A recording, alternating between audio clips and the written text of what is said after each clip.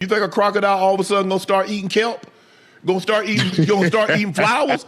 It eat meat. So Shannon Sharpe just used a crocodile analogy to demolish Karl Anthony Towns after watching Jonathan Kuminga completely shut him down in Hawks-Knicks Game 2. This is vintage Shannon breaking down why some players can't escape their nature when the playoffs expose them. Let's break this down. So Cat gonna be what Cat is. You ask him to change his game now. This hits the core of playoff basketball psychology. You can't reinvent yourself in May. The pressure strips away everything except your true basketball DNA. Towns has always been a perimeter-oriented big who avoids contact, and no amount of coaching changes that instinct when it matters most. Go! The Atlanta Hawks led for just 3% of the game, but it made it count, escaping a 107-106 victory in Game 2 over the Knicks. CJ liked to gag it away, but anyway, the road victory stunned the fans as CJ McCollum poured in 32 points. He outdueled Jalen Brunson and the Knicks while even in the series 1-1. Perfect example right here. CJ McCollum dropped 32 by doing exactly what he's always done, getting to his spots and shooting with confidence. The Hawks didn't try to make him something else, they just maximized his natural scoring ability when they needed it most. The Knicks had been 40-1 in the postseason since the advent of the shot clock era, which happened in 1954-55 when leading by 12 or more points in the third quarter after 3 quarters. The only loss was when Reggie Miller scored 25 points in the fourth quarter in Game 5, the famous, in the 1994 Eastern Conference Finals. That 40-1 stat is staggering. It means the Knicks had a 97.6% win rate in those situations. The only other time they blew a lead that big was when Reggie Miller went supernova for 25 in the fourth quarter. One of the most legendary playoff performances ever. Hey, come on now. Kuminga put that ball on the floor. Kuminga put his head down. There you go. And he did an unbelievable job because when they went small and took a Kongwu out, he had to guard Cat. Yeah. Man, that man had Cat out there. Kuminga's defensive performance is exactly what the analysis predicted. Towns struggles against length and physicality in the post, so putting a 6'7" athletic defender on him forces him into uncomfortable mid-range shots instead of using his size advantage down low. We not running no plays for you, bro. You got to get it how you get it. We pass you the ball up ahead. Hey, you go attack. You get on the attack early, and that's what he did. This is brilliant coaching philosophy. Instead of forcing complex schemes, they told Kuminga to use his natural athleticism and aggression. Simple basketball works in the playoffs because pressure makes players revert to their most comfortable skills anyway. The thing that Kuminga knows, and probably from the scouting report, if Cat can't get that post position, he'll get frustrated and then get you going back out to the three-point line. Right. So Kuminga fought him for the initial charge. There you go. And so now Cat gonna get frustrated and gonna get him up. He ain't looking like, hey, swing it. Hey, let me repost. Right. That's not him.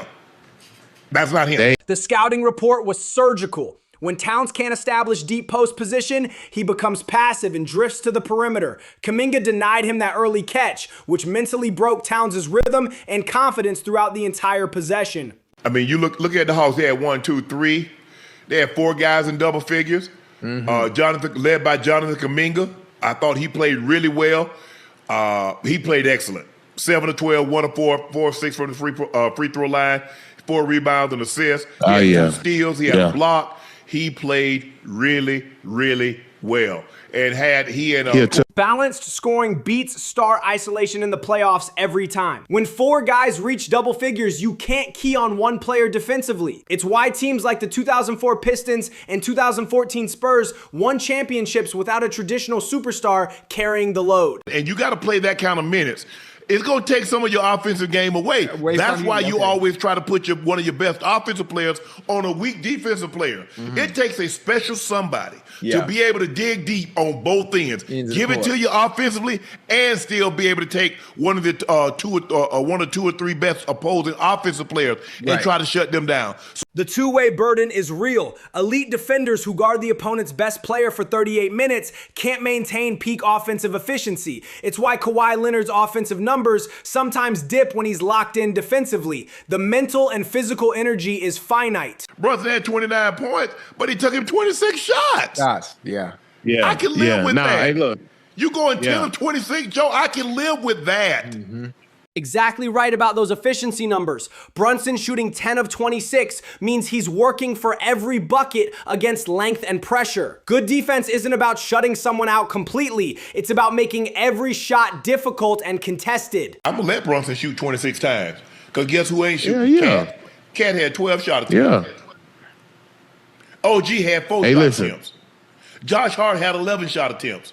The shot distribution tells the whole story. When your second and third options combine for just 15 attempts, your offense becomes one-dimensional. Towns taking only 12 shots as a 7-footer means the Hawks completely disrupted New York's spacing and ball movement.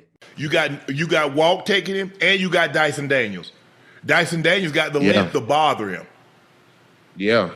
Just wear him down. I'm telling you, that's what it seems like. They go Jalen Johnson. So you get 6'9", you get 6'8", you get probably what is Walt, 6'4", 6'3", 6'4"?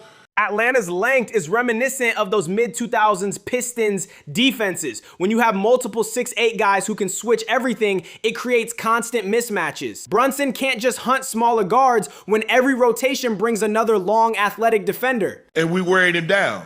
So now he's taking he's a tough shot maker now. Don't get me wrong. Now I'm not, but I'm just saying, if the Hawks can continue to make him shoot 10 of 26, 10 of 26. That's the key. Defensive pressure accumulates over 7 games. If Brunson needs 26 shots to get 29 points every night, his legs will be dead by game 6. The Hawks are playing the long game, knowing efficiency wins series. Cat only got 12 shot attempts. Cat got no free throws. So what does that tell you? No free throws. Cat aggressive. 0 free throws for a center is damning evidence. Towns is supposed to be attacking the rim and drawing contact, but he settled for perimeter shots all night. That's not playoff basketball from your supposed interior presence. Because if you put Mitchell Robinson in the game, you bring him outside of the paint. Because Mitch, all he wants to do is stay up under there, contest shots, get lob dunks, get rebounds, and give the Knicks second chance point attempts. That's what he want to do. This perfectly explains modern small ball strategy. When you pull traditional centers away from the rim, they become liabilities on defense. Mitchell Robinson's rim protection disappears if he's chasing shooters around the three-point line. But when you get a Kongu, Kongu can knock down the three.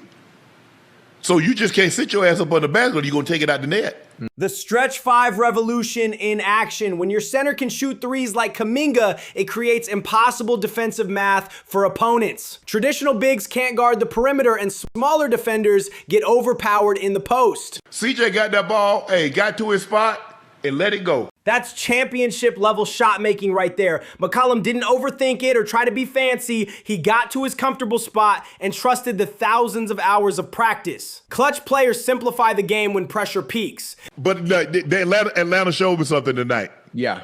They showed me something tonight. When the point about players showing something resonates this strongly, it means we witnessed legitimate growth under pressure. The Hawks didn't just steal a game, they proved they can execute a game plan against a superior opponent. But I thought the Hawks played really well. They got Quinn should be very proud, the team should be very proud, but don't relax now. You won a game, you took home court for them. Now you got to go home and serve. It's like the battlefield, okay. The trap of early success is real in playoff basketball. Teams that celebrate road wins too much often come home flat and give back momentum. Miami learned this lesson the hard way against Boston in 2022 after stealing game 1. We've advanced now, but don't go and give that advancement up. The military metaphor captures playoff intensity perfectly. Every possession is a battle. Every game is a campaign. Teams that treat it like regular season basketball get eliminated quickly when the stakes amplify every mistake. This fan went from F. Trae Young to F. CJ. and you see Trae Young left, he's 29.2, and CJ is right there with him. Mm-hmm.